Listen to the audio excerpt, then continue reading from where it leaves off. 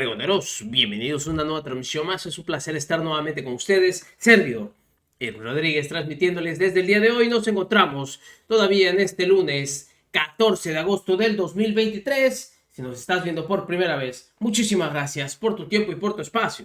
Solamente pedimos el apoyo con la suscripción para que cada día podamos ser más en esta gran familia pregonera.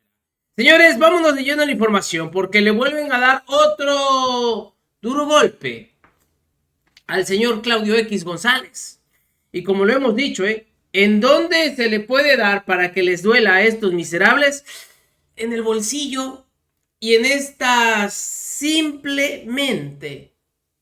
negociaciones que tenían en el pasado, porque el señor, aunque no lo crean, estaba involucrado en varias dependencias, hasta en la CONACYT.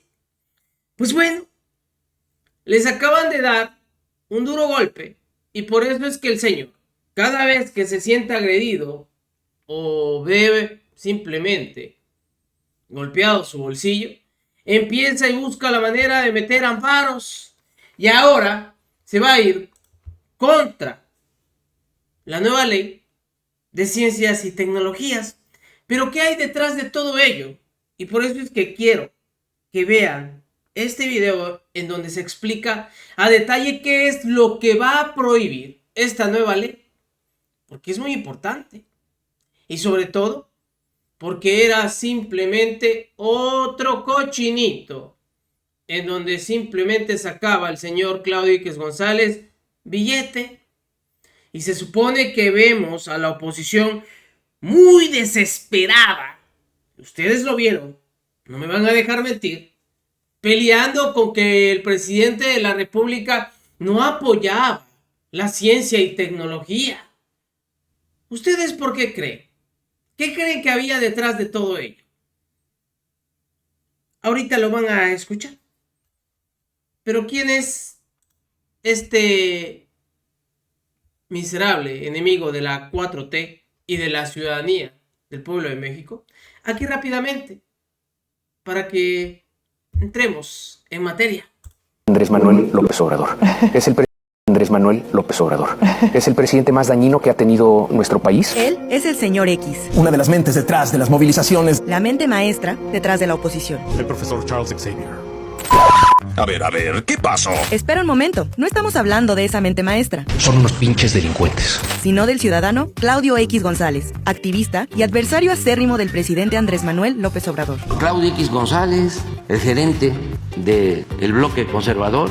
¡Tengo miedo! Nació en 1963 y es hijo de Claudio Javier González Laporte, presidente de Kimberly-Clark. Estudió en la Escuela Libre de Derecho, donde fue compañero de Felipe Calderón y Margarita Zavala. Es doctor en Derecho y Relaciones Internacionales por la Universidad Privada de Tufts, una de las más prestigiosas de Estados Unidos. Activista y cofundador de varias asociaciones civiles, tales como Mexicanos contra la Corrupción y la Impunidad, Mexicanos Primero, Bécalos. Él pretende ser el pastor del pueblo. Su acercamiento con la oposición fue en 1988, pero su pleito directo con AMLO fue en 2009, cuando el hoy presidente acusó al papá de Claudio de pertenecer a la mafia del poder junto con Salinas de Gortari, Roberto Hernández y Vicente Fox. Los de la mafia del poder, los estoy enfrentando. Desde entonces, Claudio ha puesto su esfuerzo en fundar diversas organizaciones y frentes con el objetivo de agrupar a toda la oposición y hacerle frente a Morena y a López Obrador. Un claro ejemplo es la Organización Mexicanos contra la Corrupción, o bien el Despacho de Investigación y Litigio Estratégico AC. Este último ha interpuesto una serie de amparos con el objetivo de frenar las megaobras del gobierno federal. Y aunque es uno de los padres de Va por México, la unión entre PRI, PAN y PRD, recientemente también se le vio cobijando al Frente Amplio por México, que tiene por objetivo agrupar asociaciones civiles y partidos políticos de oposición con el fin de sacar a Morena del gobierno en las elecciones de 2024. Una breve reseña, porque este señor quiere seguir teniendo todos sus negocios turbios y ahorita que simplemente se están cortando cada una de esas ramas de corrupción, se sienten afectados y por eso es que meten amparos, como ahorita y está sucediendo con la nueva Ley General de Ciencia y Tecnología que prohíbe esas estafas maestras. Y no me van a creer qué empresa aparece. Sí, Kimberly-Clark de Claudio X González. Escuchen ustedes. Seguimos revisando La entrevista con la doctora María Elena Álvarez Builla-Roses, quien es directora general del Consejo Nacional de Humanidades, Ciencias, Tecnologías e Innovación, el CONACYT, y que pues nos habla en esta entrevista de qué hay detrás pues de toda esta campaña de desprestigio, pues justamente una búsqueda de impedir los beneficios de esta primera ley general en materia de humanidades, ciencias, tecnologías e innovación, que recién pues ha entrado en vigor y que ha recibido toda una ola de ataques. Ella nos habla en este primer corte, pues de justo el primer y segundo beneficios de esta ley. Primero, que es contar ya con una ley general que aglutina todos los esfuerzos para generar una visión de Estado y que el quehacer científico siempre sea en beneficio del pueblo de México y nunca más se vuelvan a dar estas estafas maestras como las que ocurrían en el pasado con esta transferencia multimillonaria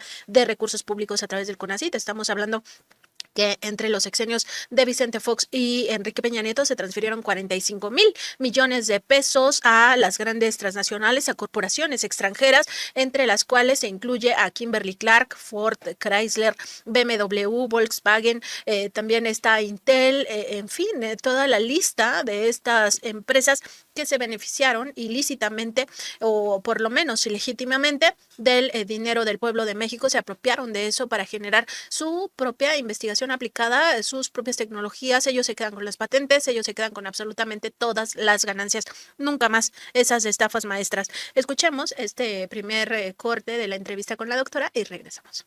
Sí, mira, el primer beneficio es que es la primera ley general que tiene el país en materia de HCTI. Eso quiere decir que es la primera vez que vamos a poder armonizar a lo largo y ancho del país, en todas las entidades federativas y en sus municipios, una normativa coherente que nos permita hacer un uso más eficiente y además más pertinente de todas las capacidades científicas que tenemos en el país. Entonces ese es el primer beneficio. El segundo es que es una ley coherente también internamente con el resto de las normativas en la cabeza del sector de HCTI y con el resto del gobierno federal. Hay una armonización y una definición clara, precisa de competencias en el quehacer HCTI, que es muy importante para el presente y para el futuro. Tanto a mediano como a largo plazo, el quehacer científico soberano que genere autosuficiencia tecnológica en beneficio de las mayorías y que no sea más una normativa vacía, hueca, que permita que este quehacer y todos los recursos millonarios que se transfirieron a intereses privados se vuelvan recursos que en detrimento, en perjuicio del pueblo de México, se desvían a intereses creados, corporativos, privados y también políticos. Porque así como la estafa maestra, me atrevo a decir, aunque no ha habido ese tipo de tipificación, pero también pues hubo mucha manipulación a través de los recursos, mucha coopción de voluntades y mucha generación de grupos no para beneficio de la ciencia, del desarrollo tecnológico y de la humanidad, porque si beneficia a México, beneficia a toda la humanidad. Y la verdadera ciencia, por cierto, siempre está a favor de las causas justas. Entonces, desviar esa vocación tan generosa, tan virtuosa, tan humanística de la ciencia, del quehacer humanístico y científico para favorecer a intereses creados, fue posible gracias a una carencia de normativa y a una ley hueca muy al estilo neoliberal, que permitió, por ejemplo, que la ley orgánica de CONACYT, que a toda costa la oposición quería que sacáramos de la ley general, pudiese modificarse a modo, inclusive contradiciendo a la ley pasada, ya no vigente, a la Ley General de Ciencia y Tecnología. Perdón, no era ley general, a la única ley vigente que había hasta mayo que acaba de pasar de 2023, en que se aprobó la primera ley general de HCTI. Aquí está este primer avance de lo que significa la Ley General en materia de humanidades, ciencias, tecnologías e innovación y cómo, pues a través de estos mecanismos legales ahora lo que ya se busca es pues que nunca más existan estas estafas maestras. La doctora Álvarez Builla-Roses pues nos comenta que no existe una tipificación todavía de lo que ocurrió, sin embargo, pues se intuye, incluso de sus propias palabras, que sí hubo un desfalco al erario de la nación, es decir, al dinero del pueblo de México para beneficio de estos grandes corporativos, y el propio CONACYT pues ha hecho una estimación de cuántos recursos implicó en los gobiernos pasados este tema, y se trata de más de 45,000 millones de pesos los que se destinaron a las corporaciones transnacionales, entre las cuales ya decíamos está Kimberly-Clark como motor, también dentro de estas campañas mediáticas y jurídicas contra la ley general y también contra el propio CONACYT como un nuevo concepto que busca sobre todo pues traer este beneficio al pueblo de México. En esta segunda, en este segundo corte que vamos a ver, la doctora nos habla de justamente cómo se intentó subrogar funciones esenciales del propio CONACYT a través de esta creación del Foro Consultivo Científico y Tecnológico, una asociación civil que fue cooptando las labores del CONACYT y cómo pues intentaron continuar bajo este mismo esquema. Vamos a escucharlo. ¿Qué sucedió? Te doy un ejemplo de esta segunda cualidad, de este segundo beneficio de tener esta ley, esta primera ley general de HCTI. Para poder subrogar una función importantísima del CONACYT, que era propia del quehacer público de esta institución tan generosa, tan importante, que ahora es el CONACYT, con H, Consejo Nacional de Humanidades, Ciencias y Tecnologías. Se lee igual, pero es profundamente distinto, ¿no? ¿Qué es lo que ellos querían? Igual que en todo el gobierno neoliberal, subrogar, privatizar, el derivar el quehacer público hacia entidades privadas. Y una función muy importante del CONACYT es consultar, lo que hicimos para generar esta ley, por cierto, ahorita hablamos de eso, consultar ampliamente a las universidades, pero no solamente a las autoridades, a los colegas, a las estudiantes, a los estudiantes, a los tecnólogos, también a entidades productivas, públicas y privadas que puedan coadyuvar al desarrollo tecnológico soberano, autosuficiente. Estos órganos de consulta, el famoso Foro Consultivo Científico y Tecnológico, en la ley pasada, que no era ley general, insisto, estaban descritos y estaban mandatados como órganos internos de consulta, sin que esto implicara una erogación particular, más que, bueno, pues tener los espacios adecuados, facilitar las reuniones, y se planteaba como un órgano de consulta abierto, democrático. Eso estaba de manera muy sucinta en la ley, pero estaba. ¿Qué hicieron? Modificaron la ley orgánica, que no estaba dentro de la ley de ciencia y tecnología, la modificaron a modo, pero además a posteriori, que generaron una asociación civil de interés privado que arrebató, que secuestró esa función tan importante. Entonces imagínate, generan una mesa en una entidad privada, que es una asociación civil, y ya ahí es a donde concurrían nada menos que los rectores de las universidades más importantes del país, que los directores generales, pero también los representantes de los grandes intereses de este país, económicos. Es el Foro Consultivo Científico y Tecnológico, AC.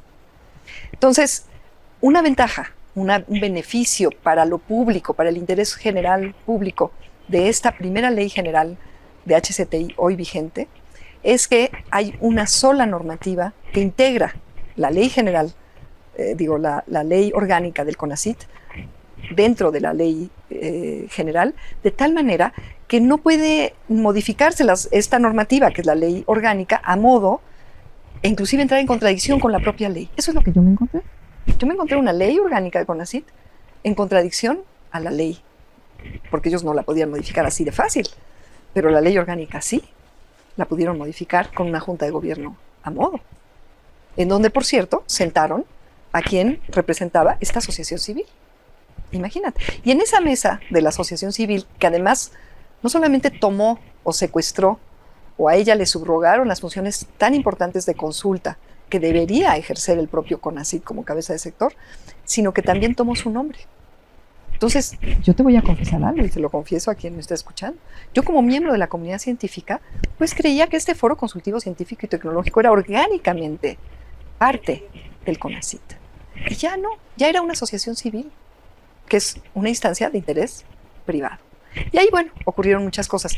Pero, ¿qué es lo que ahora tenemos? Tenemos una ley general en donde se integra esta ley orgánica del CONACYT, y eso impide que se pueda modificar a modo para intereses particulares, que no son los del pueblo de México, los de la comunidad de HCTI en general, amplia. Ahí está esta denuncia que también hace la doctora. Queda más que claro, ¿verdad? Quienes controlaban o quienes quieren seguir controlando este tipo de instituciones y en general, vean, el Consejo Nacional de Humanidades, de Ciencias y Tecnología, ese que en su momento, y ustedes lo escucharon, también decían que el presidente de la República ya no quería la ciencia de la tecnología, porque siempre hay algo detrás. Y detrás estaba este miserable. No bueno, digo, para que estemos enterados. Nos vemos en una siguiente emisión, señores. Que sigan pasando un agradable día. Servidor Irving Rodríguez, transmitiéndoles desde su canal. Recuerden, la información está ahí y depende de todos nosotros el pregonarla. Nos vemos en una siguiente emisión.